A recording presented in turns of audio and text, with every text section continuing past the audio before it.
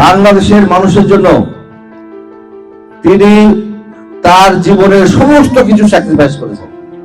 প্রথম স্যাক্রিফাইস করেছেন 1971 সালে শহীদ রাষ্ট্রপতি জিয়াউর রহমান যখন মহান স্বাধীনতা যুদ্ধের ঘোষণা দিয়ে তার ঊর্ধ্বতন কর্মকর্তাকে আটক করে পরে হত্যা করে ওই পাকিস্তানিদের মাল সামানা সব নিজের করায়ত্ত করে বিদ্রোহ ঘোষণা করেছিলেন। তখন তার সিপাহ একজন জিজ্ঞাসা করেছিল জিয়াউর রহমান সাহেবকে যে ম্যাডামকে একটু আমরা খবরটা দিই।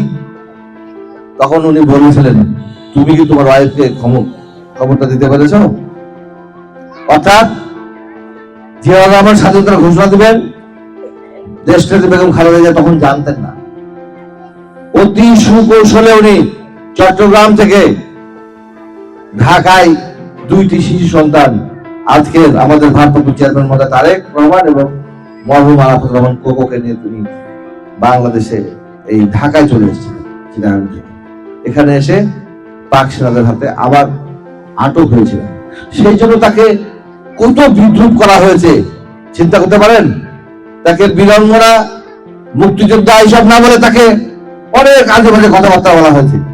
অথচ উনি তাদের প্রতি কখনো প্রতিশোধ পরায়ণ ছিলেন না। এমনকি এই সমস্ত নোংরা কোনো কথাবার্তা উনি উত্তর দিতেন না, দেনও নাই কখনো। এই যে সেই দিনের কথা, যে নেত্রীকে 6.5 বছর কারাগারে রেখে নির্যাতন করে বিনা চিকিৎসায় তিলে তিলে মৃত্যু মুখে ফেলে দেওয়া হয়েছিল, সেই নেত্রী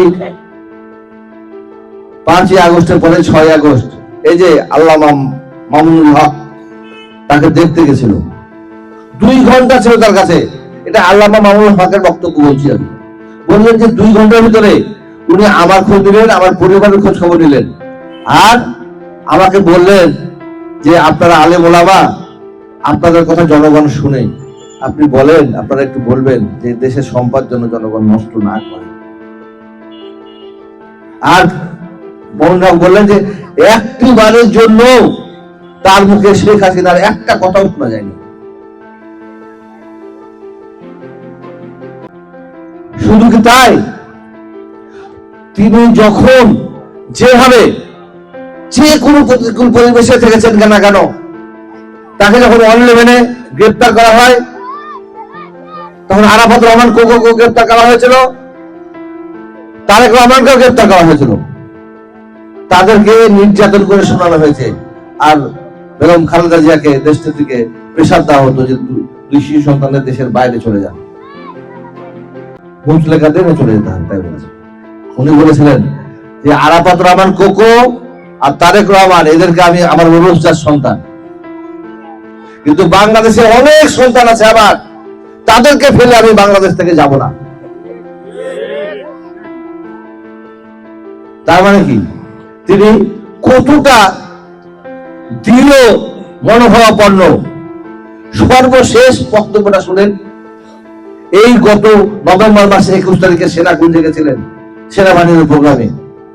এই বর্তমানের সিএনসি উনি সিয়াপ করার সময় যখন উনি চলে যাবেন, ওনাকে সিয়াপ করতে এসেছিল বেগম খালেদা জিয়া।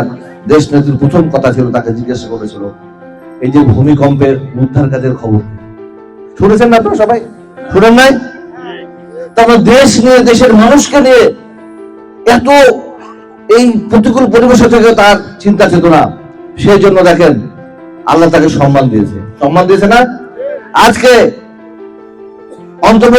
অন্তর্বর্তীকালীন সরকারের প্রধান প্রফেসর ডক্টর মোহাম্মদ ইউনূস সাহেব, উনি কি বলছেন? উনি বলছেন যে দেশ ও জাতির প্রয়োজনে বেগম খালেদা জিয়ার সুস্থতা হওয়া অত্যন্ত প্রয়োজন। এটাই হচ্ছে তার অ্যাচিভমেন্ট, তার প্রাপ্তি।